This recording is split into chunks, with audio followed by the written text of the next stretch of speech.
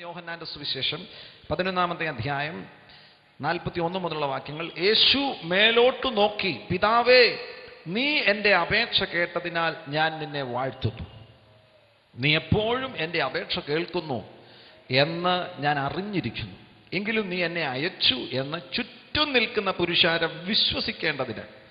കർത്താവേ, ഇന്ന് രാത്രി, ഇന്ന് ഈ പകൽ ചുറ്റും നിൽക്കുന്നവർ വിശ്വസിക്കുവാൻ ഇടവരത്തക്കവണ്ണം യേശുവെ എല്ലാവരുടെ മേലും ഒരു അനുഗ്രഹത്തെ അയക്കണമേ. ചുറ്റും നിൽക്കുന്നവർ വിശ്വസിക്കേണ്ടതിന് അവരുടെ നിമിത്തം ഞാൻ പറയുന്നു എന്ന് പറഞ്ഞു.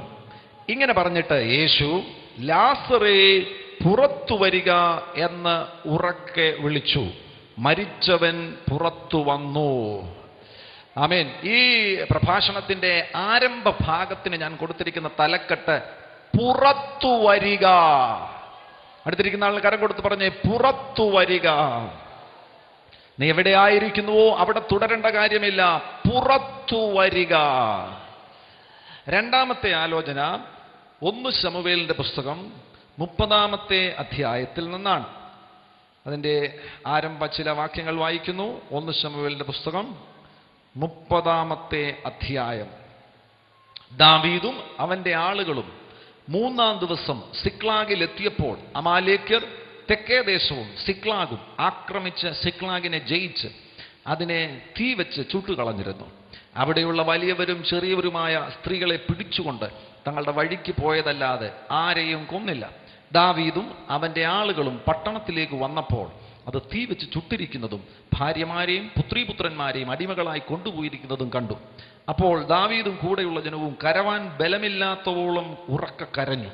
ഇസ്രായേൽക്കാരത്തി അഹിനോവും കർമ്മേൽക്കാരൻ നാബാലിന്റെ ഭാര്യയായിരുന്ന അബീഗയേൽ എന്നീ ദാവീദിന്റെ 2 ഭാര്യമാരെയും അവർ പിടിച്ചുകൊണ്ടുപോയിരുന്നു. ദാവീദ് വലിയ കഷ്ടത്തിലായി. ജനത്തിൽ ഓരോരുത്തന്റെ ഹൃദയം താൻ്റെ പുത്രന്മാരും കുറിച്ച് വ്യസനിച്ചിരിക്കൊണ്ട് അവനെ കല്ലെറിയണമെന്ന് ജനം പറഞ്ഞു. ദാവീദോ തൻ്റെ ദൈവമായ യഹോവയിൽ ധൈര്യപ്പെട്ടു. ദാവീദ് അഹിമേലെക്കിന്റെ മകനായ അബ്യാഥാർ പുരോഹിതനോട് ഏഫോദ് ഇവിടെ കൊണ്ടുവരിക എന്ന് പറഞ്ഞു. അബ്യാഥാർ ഏഫോദ് ദാവീദിന്റെ അടുക്കൽ കൊണ്ടുവന്നു. എന്നാൽ ദാവീദ് യഹോവയോട്, ഞാൻ ഈ പരീക്ഷയെ പിന്തുടരണമോ, അവരെ എത്തിപ്പിടിക്കുമോ എന്ന് ചോദിച്ചു. പിന്തുടരുക, നീ അവരെ നിശ്ചയമായും എത്തിപ്പിടിക്കും, സകലവും വീണ്ടുകൊള്ളും എന്നരുളപ്പാടുണ്ടായി. ഈ പ്രഭാഷണത്തിന്റെ 2-ാമത്തെ ഭാഗമാണ് പുറത്തു വന്നവർ അവരുടെ മുൻപിൽ വരുന്ന പ്രതിസന്ധികളെ കണ്ട് ഒളിച്ചോടരുത്, എതിർത്തു തോൽപ്പിക്കണം. പ്രതിസന്ധികളെ എതിർത്തു തോൽപ്പിക്കണം. അടുത്തിരിക്കുന്നവർക്ക് കരം കൊടുത്ത് പറ, പ്രതിസന്ധികളെ എതിർത്തു തോൽപ്പിക്കണം, എതിർത്തു തോൽപ്പിക്കണം. നിനക്കെന്തൊക്കെ നഷ്ടപ്പെട്ടോ അത് സകലതും വീണ്ടുകൊള്ളണം. മടക്കി ലഭിക്കുന്നൊരു പ്രാർത്ഥനയാണിത്. നിന്റെ ആരോഗ്യം നഷ്ടപ്പെട്ടിട്ടുണ്ടെങ്കിൽ കർത്താവ് അത് മടക്കിത്തരാൻ പോകുന്നു. നിന്റെ തലമുറകളെ നിനക്ക് നഷ്ടപ്പെട്ടിട്ടുണ്ടെങ്കിൽ നിന്റെ തലമുറകളെ കർത്താവ് മടക്കിത്തരാൻ പോകുന്നു. പുറത്തു വരിക, ചേർത്ത് പറയുക, പുറത്തു വരിക, എതിർത്തു തോൽപ്പിക്കുക. 3-ാമതായിട്ട് മർക്കോസിന്റെ സുവിശേഷം 16-ാമത്തെ അധ്യായം 6-ാമത്തെ വാക്യം. അവൻ അവരോട്, ഭ്രമിക്കേണ്ട, ക്രൂശിക്കപ്പെട്ട നസ്രയാനായ യേശുവിനെ നിങ്ങൾ അന്വേഷിക്കുന്നുവോ? അവൻ ഉയർത്തെഴുന്നേറ്റു, അവൻ ഇവിടെ ഇല്ല. അവൻ ഉയർത്തെഴുന്നേറ്റു, അവൻ ഇവിടെ ഇല്ല. ചേർന്നൊന്ന് പറഞ്ഞേ, കല്ലറകളെ തകർക്കുക, ഉയർത്തുക. പുറത്തു വന്നവർ എതിർത്തു തോൽപ്പിച്ച് കല്ലറകളിൽ നിന്ന് പുറത്തു വരണം, കല്ലറകളെ തകർത്തു പുറത്തു വരണം. ആമേൻ. ഫിലിപ്പിയ ലേഖനത്തിൽ ഒരു വാക്യം കൂടെയുണ്ട്, ഞാനതങ്ങ് പറഞ്ഞേക്കാം. ഫിലിപ്പിയ ലേഖനത്തിൽ പറയുന്നുണ്ട്, ഈ കല്ലറകളിൽ നിന്ന് സമാപനത്തിൽ യേശു കല്ലറകളെ തകർത്ത് ഉയർത്തെഴുന്നേറ്റതുപോലെ നിങ്ങൾക്കൊരു ഉയർത്തെഴുന്നേൽപ്പ് പ്രാപിക്കണമെന്ന് ആഗ്രഹമുണ്ടെങ്കിൽ നിങ്ങളുടെ മേൽ പുനരുത്ഥാനത്തിന്റെ ശക്തി വേണം, ഉയർത്തെഴുന്നേൽപ്പിന്റെ ശക്തി വേണം. സാധാരണ ശക്തി കൊണ്ട് നിങ്ങൾക്ക് കല്ലറകളെ തകർക്കുവാൻ കഴിയില്ല. ഉയർത്തെഴുന്നേൽപ്പിന്റെ ശക്തി നിങ്ങൾക്ക് വേണം. പുറത്തു വരിക. നിങ്ങളായിരിക്കുന്ന ഇടം, ആ ഇടത്തല്ല നിങ്ങൾ തുടരേണ്ടത്. ലാസർ ഇപ്പോൾ കല്ലറയുടെ ഉള്ളിൽ കിടക്കുകയാണ്, ചീഞ്ഞളിഞ്ഞ അവസ്ഥയിൽ കിടക്കുകയാണ്. അവിടമല്ല ദൈവം അവന് വേണ്ടി കരുതി വെച്ചിരിക്കുന്നത്. യേശു അവന് വേണ്ടി കരുതി വെച്ചിരിക്കുന്നത് അവിടമല്ല. അവിടെ നിന്ന് യേശു അവനെ പുറത്തു കൊണ്ടുവരുവാൻ ആഗ്രഹിക്കുകയാണ്. അതിനാലാകുന്നു യേശു പുറത്തുനിന്ന് ഉറക്ക വിളിക്കുന്നത്. വ്യക്തിപരമായി നിങ്ങളുടെ ജീവിതം ചീഞ്ഞളിഞ്ഞ അവസ്ഥയിലാണ് എങ്കിലും ഇനിയും ഈ ലോകത്തിൽ ആർക്കും നിങ്ങളെ സഹായിക്കുവാൻ കഴിയില്ല, ആർക്കും നിങ്ങളെ വിടുവിക്കുവാൻ കഴിയുകയില്ല, ആർക്കും നിങ്ങളെ സൗഖ്യമാക്കുവാൻ കഴിയുകയില്ല. ആ ഒരവസ്ഥയിലാണ് നിങ്ങൾ ആയിരിക്കുന്നത് എങ്കിലും യേശു നിങ്ങളെ വിളിച്ചാൽ നിങ്ങൾ പുറത്തു വന്നിരിക്കും. എല്ലാ പ്രതിസന്ധികളെയും ജയിച്ച്, എല്ലാ കല്ലറകളെയും ജയിച്ച്, എല്ലാ തകർന്ന അവസ്ഥകളെയും ജയിച്ച് നിങ്ങൾ പുറത്തു വന്നിരിക്കും. കാരണം എന്താണ്? നിങ്ങൾ ആയിരിക്കുന്ന ഇടം അവിടെയല്ല നിങ്ങളെ ദൈവമാക്കുവാൻ ആഗ്രഹിക്കുന്നത്. നിങ്ങൾക്ക് വേണ്ടി പുറത്തൊരു ഉത്തരവാദിത്വമുണ്ട്, നിങ്ങൾക്ക് വേണ്ടി പുറത്തൊരിടമുണ്ട്, നിങ്ങൾക്ക് വേണ്ടി ദൈവം ഒരുക്കിയിരിക്കുന്ന ഒരു പ്രത്യേക സ്ഥാനമുണ്ട്, സ്ഥലമുണ്ട്, കസേരയുണ്ട്, സിംഹാസനമുണ്ട്. അകത്ത് കടന്ന് ചീഞ്ഞളിയേണ്ട വ്യക്തിയല്ല, നീ പുറത്തു വരേണ്ട വ്യക്തിയാണ്. പുറത്തു വരുവാൻ ആഗ്രഹമുള്ളവരെയാണ് കർത്താവ് പുറത്തുനിന്ന് ഉറക്ക വിളിക്കുന്നത്. ആരംഭത്തിൽ തന്നെ ഈ പുറത്തു വരുന്നതിനെ കുറിച്ച് ഞാനൊന്ന് പറയുവാൻ ആഗ്രഹിക്കുകയാണ്. നിങ്ങൾ ആയിരിക്കുന്ന ഇടത്തു നിന്ന് നിങ്ങൾക്ക് എങ്ങനെ പുറത്തു വരുവാൻ കഴിയും? സ്വന്തം ശക്തി കൊണ്ട് നിങ്ങൾക്ക് പുറത്തു വരുവാൻ കഴിയില്ല. ആ അവസ്ഥയിലല്ല നിങ്ങൾ ഇപ്പോൾ ആയിരിക്കുന്നത്. ഇത് പ്രഥമ ഭാഗമാണ്. നിങ്ങൾ കല്ലറകളെ പൊളിക്കുന്ന പുനരുത്ഥാനത്തിന്റെ ശക്തി വരെ എത്തിയിട്ടില്ല. ഇത് നിങ്ങളുടെ തുടക്കമാണ്. നിങ്ങൾ ഇപ്പോൾ ആയിരിക്കുന്ന ഇടമെന്ന് പറയുന്നത് കടഭാരത്തിന്റെ ഇടം, രോഗത്തിന്റെ ഇടം, പാപത്തിന്റെ ഇടം, ബന്ധനത്തിന്റെ ഇടം, മദ്യപാനത്തിന്റെ ഇടം, മയക്കുമരുന്നുകളുടെ ഇടം, ദുശീലങ്ങളുടെ ഇടം, ജീവിതത്തിൽ കുടുംബ പ്രശ്നങ്ങളുടെ ഇടം. ആ ഇടത്താണ് നിങ്ങൾ ഇപ്പോൾ ആയിരിക്കുന്നത്. അവിടെ നിന്ന് സ്വയം ശ്രമിച്ചാൽ നിങ്ങൾക്ക് പുറത്തു വരുവാൻ കഴിയില്ല. വിളിച്ചെങ്കിലേ പുറത്തു വരത്തുള്ളൂ. വിളിയുള്ളവൻ പുറത്തു വരും. വിളിയുള്ളവൻ ഏത് ഇടത്തും, ആ ദൈവഹിതത്തിന് പുറത്ത് ഏതെങ്കിലും ഇടത്തവനായിരിക്കുന്നുവെങ്കിൽ വിളിയുള്ളവനെ യേശു തക്ക സമയത്ത് വിളിക്കും. വിളിയുള്ളവന് അവിടെ തുടരുവാൻ കഴിയില്ല. വിളിയുള്ളവൻ പുറത്തു വരുവാൻ പോകുകയാണ്. നിങ്ങൾ പാരമ്പര്യത്തിന്റെ ബന്ധനത്തിലാണോ? നിങ്ങൾ സത്യമറിയാതെ ബന്ധിക്കപ്പെട്ട് കിടക്കുകയാണോ? ആ ഇടമല്ല ദൈവം നിങ്ങളെക്കുറിച്ച് ആഗ്രഹിക്കുന്നത്. അവിടെ നിന്ന് ദൈവം നിങ്ങളെ പുറത്തു കൊണ്ടുവരുവാൻ ആഗ്രഹിക്കുകയാണ്. വിളിയുണ്ടെങ്കിൽ നീ പുറത്തു വന്നിരിക്കും. ശുശ്രൂഷകന്മാരോട് ഞാൻ പറയട്ടെ, നിങ്ങൾക്ക് ഇപ്പോൾ ആയിരിക്കുന്ന ശുശ്രൂഷയിൽ നിങ്ങൾ അസംതൃപ്തരായിരിക്കുന്നു. നിങ്ങൾക്ക് പുരോഗതി പ്രാപിക്കുവാൻ കഴിയുന്നില്ല. എന്തിനു വേണ്ടി നിങ്ങളെ ദൈവം വിളിച്ചിരിക്കുന്നുവോ അവിടെ നിങ്ങൾക്ക് പ്രയോജനപ്പെടുവാൻ കഴിയുന്നില്ല. വർഷങ്ങൾ കഴിഞ്ഞു പോകുന്നു. നിങ്ങളുടെ ശുശ്രൂഷയിൽ നിന്ന് ഒന്നും പുറപ്പെടുന്നില്ല, ഫലം പുറപ്പെടുന്നില്ല. ആ ഒരു സാഹചര്യത്തെയാണ് നിങ്ങൾ നേരിടുന്നത് എങ്കിൽ വിളിയുള്ള വ്യക്തിയാണെങ്കിൽ ഈ യോഗത്തിൽ നീ പുറത്തു വരാൻ പോകുക.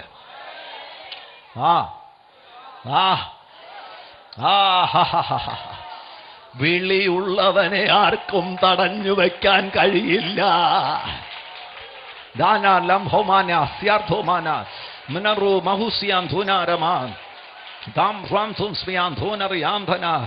വിളിയുള്ളവൻ ചീഞ്ഞളിഞ്ഞ് തീരത്തില്ല.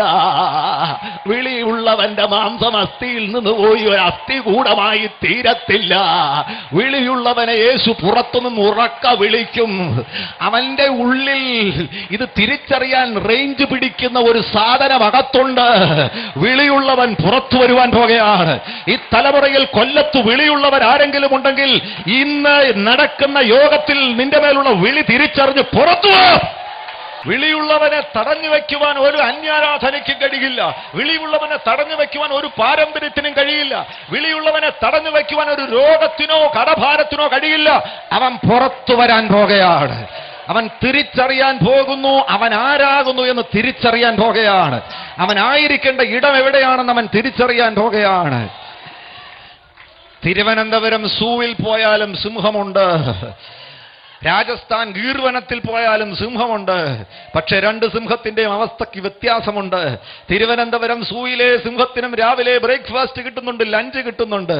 പക്ഷെ പാവം സിംഹം കിടക്കുന്നത് ഒരു കമ്പി ഇഴയുടെ ഇടയ്ക്കാണ്. സിംഹമേ, നീ സിംഹമാണെന്ന് തിരിച്ചറിയുകയാണെങ്കിൽ ഇതൊക്കെ അടിച്ച് പൊട്ടിച്ച് നീ പുറത്തു വരും. എത്ര സിംഹങ്ങൾ ഇതിന്റെ നടുവിലുണ്ട്. എടാ, നീ കിടക്കേണ്ട ഇടം അതല്ലടാ. നിന്നെ തിരിച്ചറിയണമെങ്കിൽ സൂവിന്റെ വാതുക്കൽ എഴുതി വെക്കണം സിംഹം. അല്ലെങ്കിൽ നാട്ടുകാരെങ്ങനെ നീ സിംഹമാണെന്ന് തിരിച്ചറിയുന്നത്?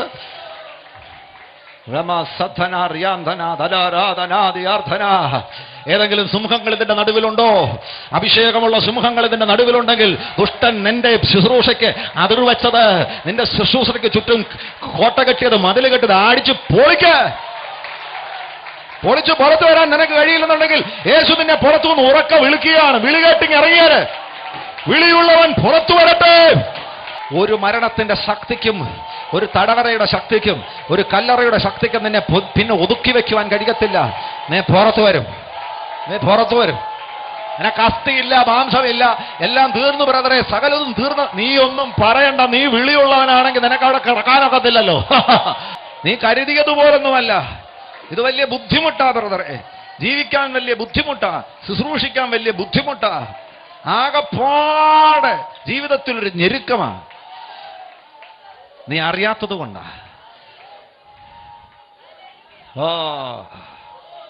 നീ അറിയാത്ത ചില മേഖലകൾ നിന്റെ ഉള്ളിൽ സജീവമാകാതെ കിടപ്പുണ്ട്. അതിന്റെ മേൽ ഇന്ന് കറണ്ട് അടിക്കട്ടെ. ആ ഫാനെല്ലാം ഇന്ന് കറങ്ങട്ടെ. കറങ്ങാത്ത സകല മെഷീൻസും, നിന്റെ ഉള്ളിലുള്ള സകല മെഷീൻസും യേശുവിന്റെ നാമത്തിൽ ഇപ്പോൾ സജീവമാകട്ടെ. ചില ശുശ്രൂഷകൾ ഇതിന്റെ നടുവിൽ നിന്ന് ദൈവം ഉദ്ദേശിക്കുന്ന ഉയരങ്ങളിലേക്ക് അത് ഉയരാൻ പോവുകയാണ്. ഹൈറ്റുകളിലേക്ക് ഉയരാൻ പോകുകയാണ്. ദയാൽ ഹമദുനിയാർത്ഥന ഗട്ടറുകളിലൂടെ ചാടി നടന്ന കാലം കഴിഞ്ഞു. അപരതിയാർത്ഥന ഒരു ദിവസം 7 പ്രാവശ്യമാണ് ടയർ പഞ്ചറാകുന്നത്. അതിന്റെ സമയം കഴിഞ്ഞു. പഞ്ചറൊട്ടിക്കാൻ നടക്കുന്ന സമയം കൂടെ നീ സുവിശേഷ വേലയ്ക്ക് വേണ്ടി ചെലവഴിക്കാൻ പോകുകയാണ്. നീ ഉയരേണ്ട ഉയരത്തിലേക്ക് യേശുവിന്റെ നാമത്തിൽ നിന്റെ പ്രൊപ്പല്ലർ സജീവമായി ഇപ്പോൾ ഉയരേണ്ട ഉയരത്തിലേക്ക് അഭിഷക്ത ശുശ്രൂഷകന്മാരിൽ ചിലർ ഇപ്പോൾ ഉയരട്ടെ. ഭൂതത്തെ കണ്ട് ഓടിയ കാലം കഴിഞ്ഞു. ഭൂതം നിന്നെ കണ്ട് ഓടുന്നത് നീ കാണാൻ പോകുക. നീ കാണാൻ പോകുക. നീ അത് കാണുമ്പോൾ നിനക്ക് മനസ്സിലാകും നീയല്ല ഭൂതത്തെ ഭയപ്പെടേണ്ടത്, നിന്നെയാ ഭൂതം ഭയപ്പെടേണ്ടതെന്ന് നീ തിരിച്ചറിയുമ്പോൾ നിന്റെ ശുശ്രൂഷയുടെ മണ്ഡലം മാറാൻ പോകുക. നിന്റെ അധികാരത്തിന്റെ മണ്ഡലം മാറാൻ പോകുക. പുറത്തു വരട്ടെ. നിന്നെ ഒതുക്കി നിർത്തിയ കാലങ്ങൾ, തടഞ്ഞു നിർത്തിയ കാലങ്ങൾ, ആ കാലങ്ങൾക്ക് വിരാമം കുറിച്ചുകൊണ്ട് വിളിയുള്ളവന് യേശുവിന്റെ നാമത്തിൽ പുറത്തു വരട്ടെ. യേശു പുറത്തു നിന്ന് നിന്നെ നോക്കി ഉറക്ക വിളിക്കുകയാണ്. ആ വിളി കേട്ട് നീ പുറത്തു വാ.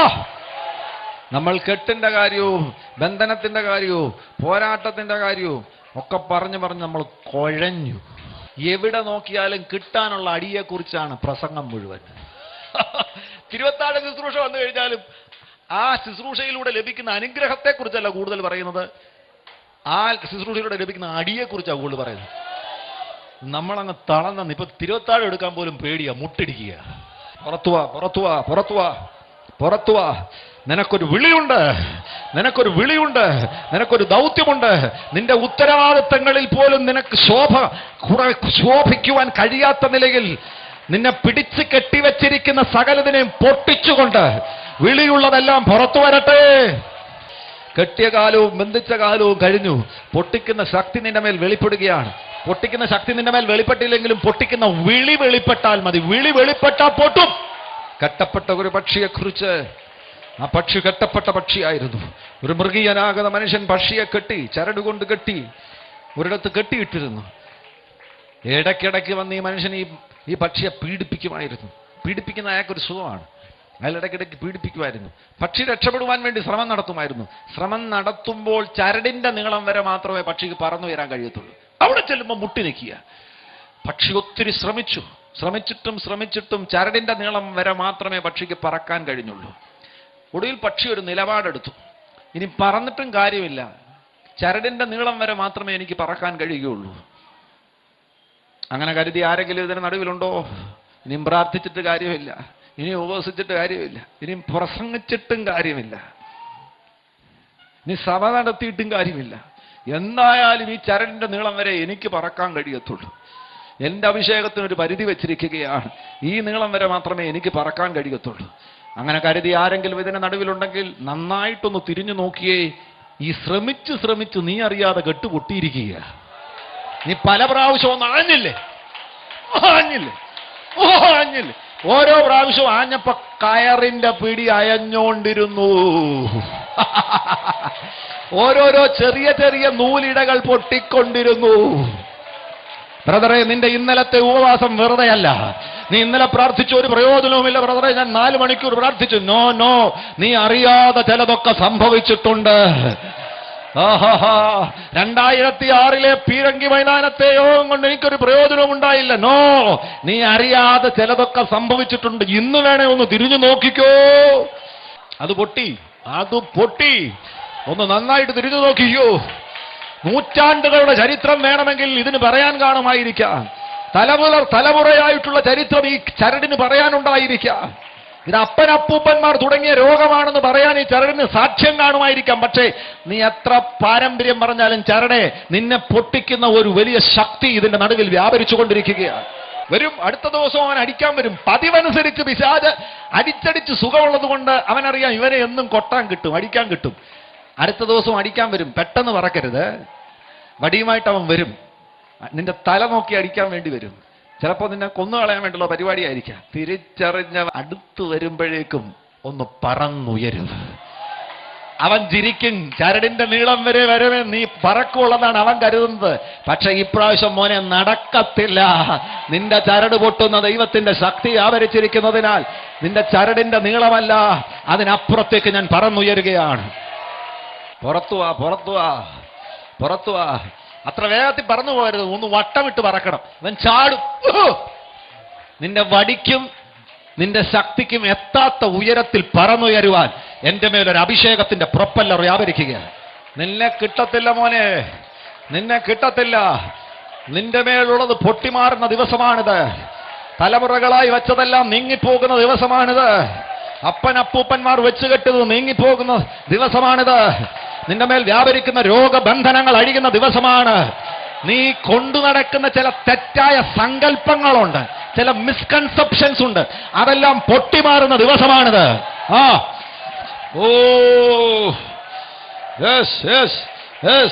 പ്രാപിച്ചോ.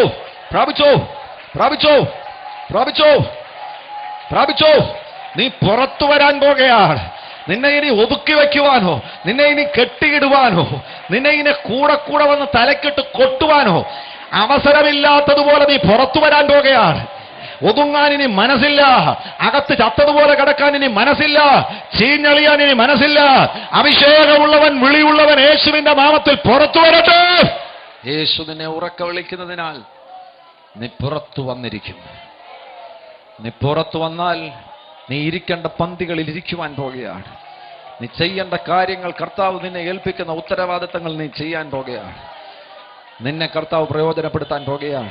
നീ അകത്തൊതുങ്ങേണ്ടവനല്ല. ഈ തലമുറയിൽ നീ പുറത്തു വരേണ്ടവനാണ്. അതും ഇതും കണ്ട് ഭയപ്പെടേണ്ടവനല്ല. ഈ തലമുറയിൽ നീ പുറത്തു വരേണ്ടവനാണ്. രണ്ടാമതായിട്ട്, പുറത്തു വന്നവർ. നീ പുറത്തു വന്നത് എങ്ങനെയാണെന്നറിയാമോ? വിളിയുള്ളത് കൊണ്ടാണ് നീ പുറത്തു വന്നത്. നിന്റെ ഗുണമേന്മ കൊണ്ടോ, നിന്റെ ശ്രേഷ്ഠത കൊണ്ടോ, നിന്റെ ഉപവാസം കൊണ്ടോ ഒന്നും അല്ല നീ പുറത്തു വന്നത്. നിന്റെ മേലൊരു വിളി ഉള്ളത് കൊണ്ടാണ് നീ പുറത്തു വന്നത്. കൃപയാലാ നീ പുറത്തു വന്നെന്ന് പറ. കൃപയാലാ നീ പുറത്തു വന്നത്. പുറത്തു വന്നു കഴിഞ്ഞപ്പോൾ ഇനി എല്ലാം ഓസിന് നടക്കുമെന്ന നമ്മുടെ ഒരു കണക്കുകൂട്ടൽ, അതങ്ങ് മാറ്റി വയ്ക്കണം. പുറത്തു വന്നവന് മുൻപിൽ വരുന്ന പ്രതിസന്ധികളെ എതിർത്തു തോൽപ്പിക്കാൻ ഒരു ദൗത്യമുണ്ട്. അപ്പൊ നീ പറയുന്നത് പുറത്തു വന്ന നാളിലെ പോലെ വിടുതലൊന്നും നടക്കുന്നില്ല. കൃപയാലാ നീ പുറത്തു വന്നത്. പുറത്തു വന്നതിന് ശേഷം നിന്റെ മുൻപിൽ വെളിപ്പെടുന്നതിനെ നിനക്കെതിർത്തു തോൽപ്പിക്കാൻ ഒരു ദൗത്യമുണ്ട്. അടുത്തിരിക്കുന്ന ആളിന് കരം കൊടുത്ത് പറ, പുറത്തു വന്നെങ്കിൽ നീ എതിർത്തു തോൽപ്പിക്കണം.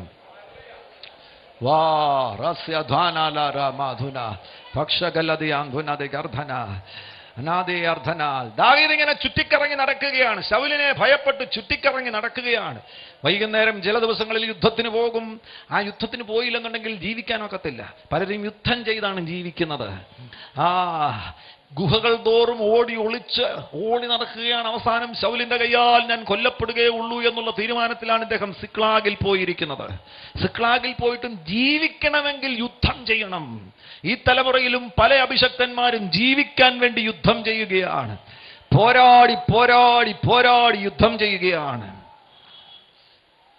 പേടിക്കണ്ട, ഒരത്ഭുത മാറ്റം സംഭവിക്കാൻ പോകുകയാണ്. നിന്റെ ശുശ്രൂഷ മാറാൻ പോകുകയാ. ഓ,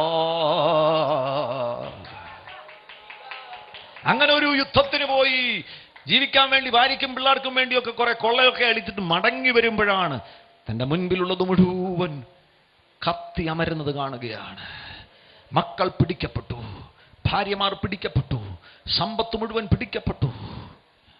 തനിക്കുള്ളത് മുഴുവൻ പുകച്ചുരുളായി ആകാശത്തിലേക്ക് ഉയരുകയാണ്. എന്താണ് നീ ഇവിടെ ചെയ്യുവാൻ പോകുന്നത്? ഈ നിമിഷത്തിൽ നീ വേഗത്തിൽ പോയിട്ട് ഒരു 2 മീറ്റർ കയറ് വാങ്ങിച്ചു കൊണ്ടുവന്ന് ആത്മഹത്യ ചെയ്യാനാണോ പോകുന്നത്? അല്ലല്ലെങ്കിൽ അതിലും എളുപ്പമായിട്ട് സ്ലീപ്പിംഗ് പിൽസോ ഒരു കുപ്പി വിഷമോ കൊണ്ടുവന്ന് ആത്മഹത്യ ചെയ്യാനാണോ നീ പോകുന്നത്? നോ. നീ പുറത്തു വന്ന വിളിയുള്ളവനാണെങ്കിൽ, അഭിഷേക തൈലം തലയിൽ വീണവനാണെങ്കിൽ ഇത് കണ്ട് പതറാൻ പോകുന്നില്ല. നീ ഒരു വലിയ ഗൗരവമേറിയ നിലപാടും തീരുമാനവും എടുക്കാൻ പോകുകയാണ്. തകർന്ന ആരെങ്കിലും ഇതിന്റെ നടുവിലുണ്ടോ? ഇനിയും പുറത്തു വരികയില്ലെന്ന് കരുതുന്ന ആരെങ്കിലും ഇതിന്റെ നടുവിലുണ്ടോ? ജീവിതത്തിന്റെ മുൻപിൽ സകലവും പുകച്ചുരുളായി ഉയരുന്നതിന് തുല്യമായി നിങ്ങളുടെ ജീവിതത്തിന്റെ മുൻപിൽ കാണുന്നുണ്ടെങ്കിൽ നിരാശപ്പെടേണ്ട കാര്യമില്ല. സംഗതി തീർന്നിട്ടില്ല, തുടങ്ങാൻ പോകുന്നതേ ഉള്ളൂ.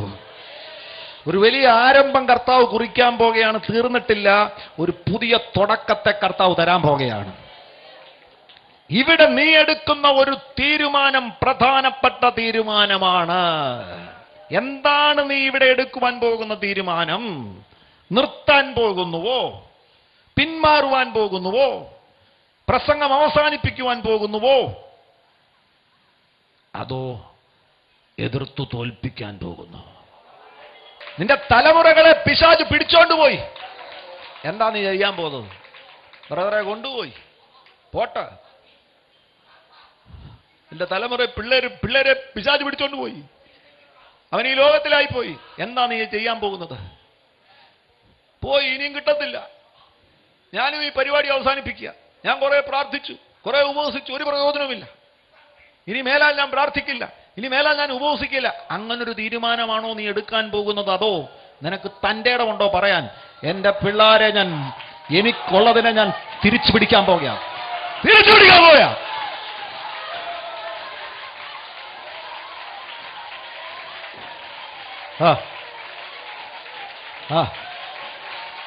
തിരിച്ചു പിടിക്കട്ടെ. നിന്റെ ശുശ്രൂഷയിൽ ദൈവം നിന്നെ ഭരമേൽപ്പിച്ചത് പലതുമുണ്ട്. പലയിടങ്ങളിൽ നീ പ്രയോജനപ്പെട്ടു. എന്നാൽ പല നിലകളിൽ ഇന്ന് മുന്നോട്ട് പോകുവാൻ കഴിയുന്നില്ല. എല്ലാം നഷ്ടപ്പെട്ടോ എന്ന് നിനക്ക് തോന്നുന്നു. പഴയ നാളുകളിലെ പോലെ പ്രയോജനപ്പെടുവാൻ കഴിയുന്നില്ല. അല്ല എങ്കിൽ നീ ശുശ്രൂഷയിലേക്ക് വന്നിട്ട് നീ ആഗ്രഹിക്കുന്ന നിലയിൽ നിനക്ക് പ്രയോജനപ്പെടാൻ കഴിയുന്നില്ല. ഉപവസിച്ചു നോക്കി, പ്രാർത്ഥിച്ചു നോക്കി, ഉരുണ്ടു നോക്കി, ഒന്നും നടക്കുന്നില്ല. എന്താ നീ ചെയ്യാൻ പോകുന്നത്? നിർത്തുമോ? അവസാനിപ്പിക്കുമോ? അതോ ഈ പരീക്ഷയെ പിന്തുടർന്ന് എതിർത്തു തോൽപ്പിച്ച് നിനക്കുള്ളത് നീ തിരിച്ചു പിടിക്കുമോ? ഈ വചനത്തിന്റെ ശക്തി നിന്നെ മോട്ടിവേറ്റ് ചെയ്യട്ടെ. നിന്റെ ഉത്തരവാദിത്തങ്ങളിലേക്ക് നീ മടങ്ങി വരട്ടെ. നിന്റെ പ്രാർത്ഥനാ ജീവിതത്തിലേക്ക് നീ മടങ്ങി വരട്ടെ. നിന്നെ എവിടെയാക്കിയിരുന്നുവോ അവിടെ നീ തോറ്റുപോയിട്ടുണ്ടെങ്കിൽ അവിടെ ജയിക്കുവാൻ നിനക്ക് കഴിയുമെന്നുള്ള ഉറപ്പ് ഇന്ന് പകൽ നിനക്ക് ലഭിക്കുവാൻ ഇടവരട്ടെ.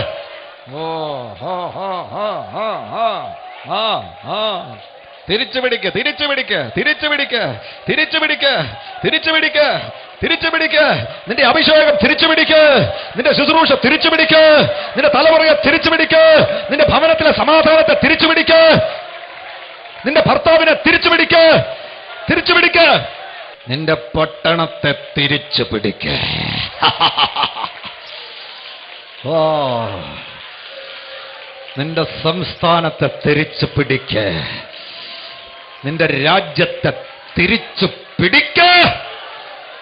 യേശു ഉള്ളവൻ തിരിച്ചു പിടിക്കും. യേശു ഉള്ളിലുണ്ടെങ്കിൽ നിന്റെ ഉള്ളിലുള്ള യേശു തോറ്റോടുന്ന യേശുവല്ല. ഇവിടെ വന്നിട്ട് നീ പിന്മാറരുത്. ഇവിടെ നീ എടുക്കുന്ന നിലപാട് വളരെ പ്രധാനപ്പെട്ട നിലപാടാണ്. ഒരു പോരാളി ഒരിക്കലും ഈ ഒരു പ്രത്യേക ഘട്ടത്തിൽ വന്ന് സിക്ലാഗിൽ നിന്ന് ഒളിച്ചോടത്തില്ല. അവനിലെ കത്തിജ്വലിക്കുന്ന ആ അഭിഷേകം അവനെ തിരിച്ചോടിക്കുന്ന അഭിഷേകമല്ല, സകല പ്രതിസന്ധികളുടെ നടുവിലൂടെയും ഇടിച്ചു കയറുന്ന അഭിഷേകമാണ്. അടിച്ചു പൊളിച്ചു വഴിയുണ്ടാക്കി മുന്നേറുന്ന അഭിഷേകം അവനിൽ കത്തുന്നത്. പിന്മാറരുത്, പിന്മാറരുത്. എത്ര യോദ്ധാക്കന്മാർ ഇതിന്റെ നടുവിലുണ്ട്, യുദ്ധസന്നദ്ധരായ പോരാളികൾ ഇതിന്റെ നടുവിലുണ്ട്. നിനക്കുള്ള ദൂതായത്. മോശ പലപ്പോഴും കൈ ഉയർത്തി നിന്നതേ ഉള്ളൂ, കൈ ഉയർത്തി ജനത്തിന്റെ ഇടയിൽ നിന്നതേ ഉള്ളൂ.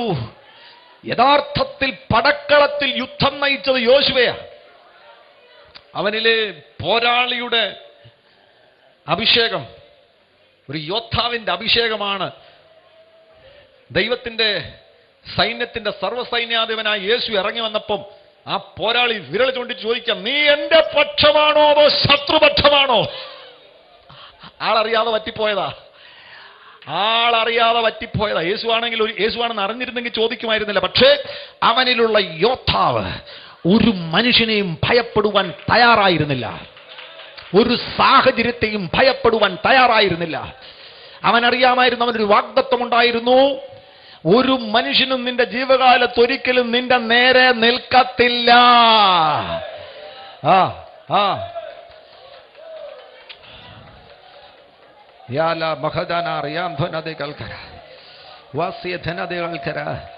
ഇതൊരു ആർമിയാണല്ലോ. ആർമിയാകുന്നതിനാൽ യോദ്ധാവിന്റെ മേൽ പകരപ്പെടുന്ന ഒരു അഭിഷേകമുണ്ട്. ഇന്ന് പകൽ അതാ പ്രാപിക്കണമെന്ന് ആഗ്രഹമുണ്ടെങ്കിൽ യുദ്ധസന്നദ്ധരായ ജനത്തിന്റെ മേൽ ഇപ്പോൾ യോദ്ധാക്കളുടെ മേൽ പകരുന്ന അഭിഷേകം യേശു പകരട്ടെ. യോദ്ധാവിനെ സംബന്ധിച്ചിടത്തോളം, അവനെ സംബന്ധിച്ചിടത്തോളം അവന്റെ യുദ്ധമാണ് പ്രധാനപ്പെട്ടത്. കാലാവസ്ഥയല്ല പ്രധാനപ്പെട്ടത്, സൂര്യനല്ല പ്രധാനപ്പെട്ടത്, ചന്ദ്രനല്ല പ്രധാനപ്പെട്ടത്. അവനെ ഏൽപ്പിച്ച ദൗത്യം പൂർത്തീകരിക്കുവാൻ, അതിന് വിഘാതമായിട്ട് സൂര്യനോ ചന്ദ്രനോ പ്രവർത്തിക്കുവാൻ തുടങ്ങിയാൽ സൂര്യ അവിടെ നിൽക്ക്, ചന്ദ്ര അവിടെ നിൽക്ക് എന്ന് കൽപ്പിക്കുവാനുള്ള അധികാരം അവന്റെ അധരത്തിൽ നിന്ന് പുറപ്പെടാനിട വരും. ഏത് സാഹചര്യമാണ് നിന്റെ പുരോഗതിക്ക് വിരുദ്ധമായി നിൽക്കുന്നത്, നിന്റെ ശുശ്രൂഷയ്ക്ക് വിരുദ്ധമായി നിൽക്കുന്നത്, ഇന്ന് പകൽ ആ സാഹചര്യത്തെ അവിടെ നിർത്തുവാൻ കഴിയുന്ന നിലയിൽ ദൈവം നിന്നിലൂടെ പ്രവർത്തിക്കാൻ പോകുകയാണ്. പിന്നോട്ട് പോകേണ്ട കാര്യമില്ല. ഇവിടെ നിന്റെ ഒരു നിലപാടിന് വേണ്ടിയാണ് കർത്താവ് കാത്തിരിക്കുന്നത്. സിക്ലാഗിൽ ദാവീദായിരിക്കുന്ന സന്ദർഭത്തിൽ ജനം ദുഃഖത്തിന്റെ നടുവിൽ അവര് കല്ലെടുക്കുകയാണ്. നിങ്ങൾക്കറിയാമോ, പലരും ഈ സാഹചര്യത്തിൽ അവർ അറിയാതെ ടെംപ്റ്റഡ് ആയി പോകും. കൂട്ടു സഹോദരൻ, കല്ലെടുക്കേണ്ട സമയമല്ലിത്. ദർശനമുള്ളവൻ അരുളപ്പാട് ചോദിക്കേണ്ട സമയമാണ്. ദർശനമുള്ളവൻ വെളിപ്പാട് പ്രാപിക്കേണ്ട സമയമാണിത്.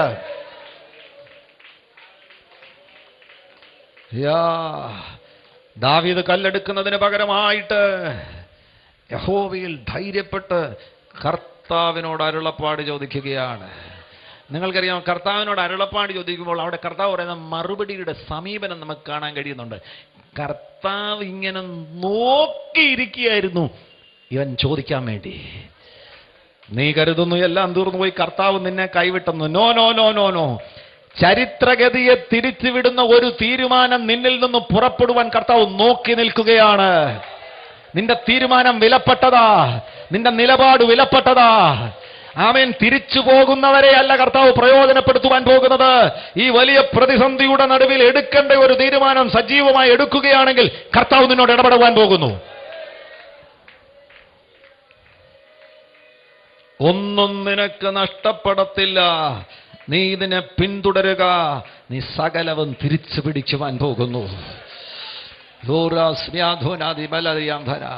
എത്രയെത്ര അഭിഷേകമുള്ളവർ സിക്ലാഗ് കൊണ്ട് തീർന്നു. അവരുടെ സിക്ലാഗിന്റെ ചരിത്രം പോലും നാം അറിയുന്നില്ല.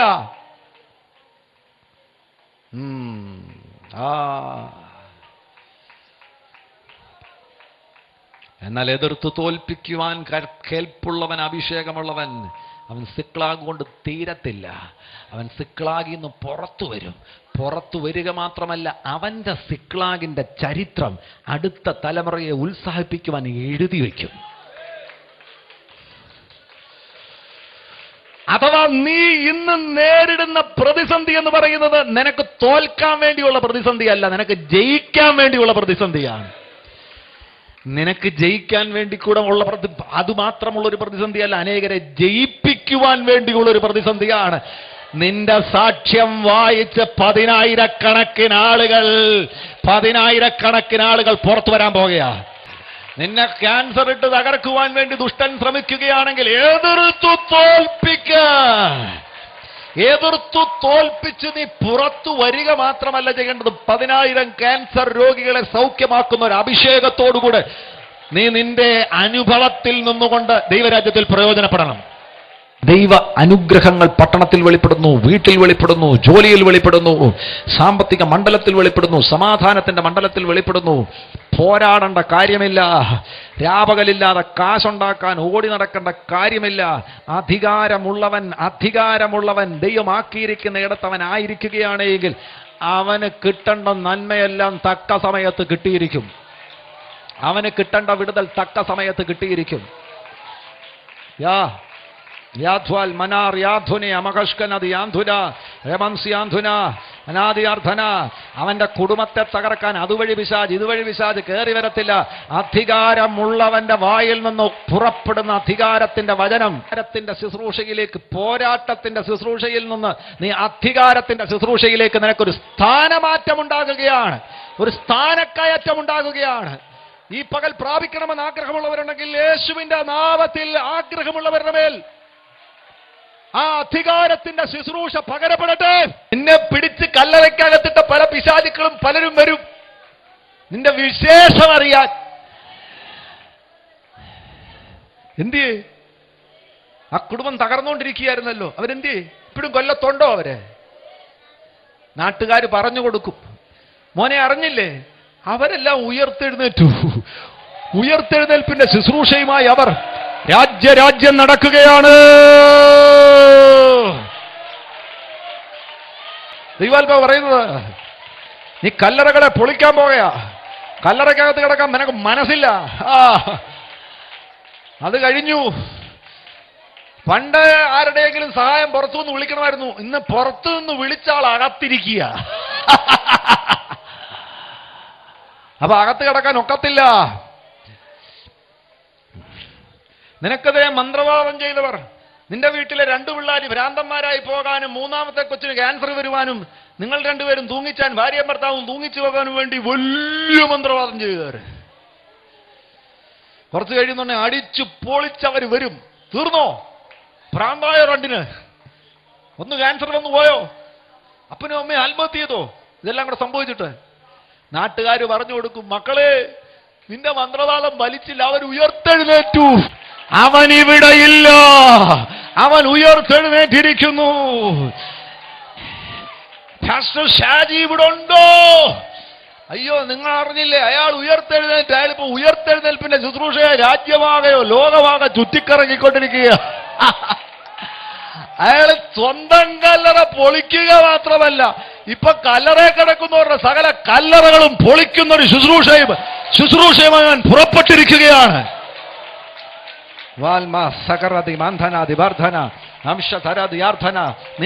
നിന്നെക്കുറിച്ചാ ദൂ ഏറ്റെടുത്തു. നിന്നെക്കുറിച്ചുള്ള ആലോചനയാ.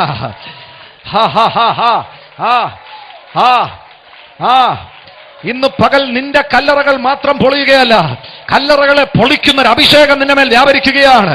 പ്രാപിക്കണമെന്ന് ആഗ്രഹമുണ്ടെങ്കിൽ പ്രാപിച്ചോ.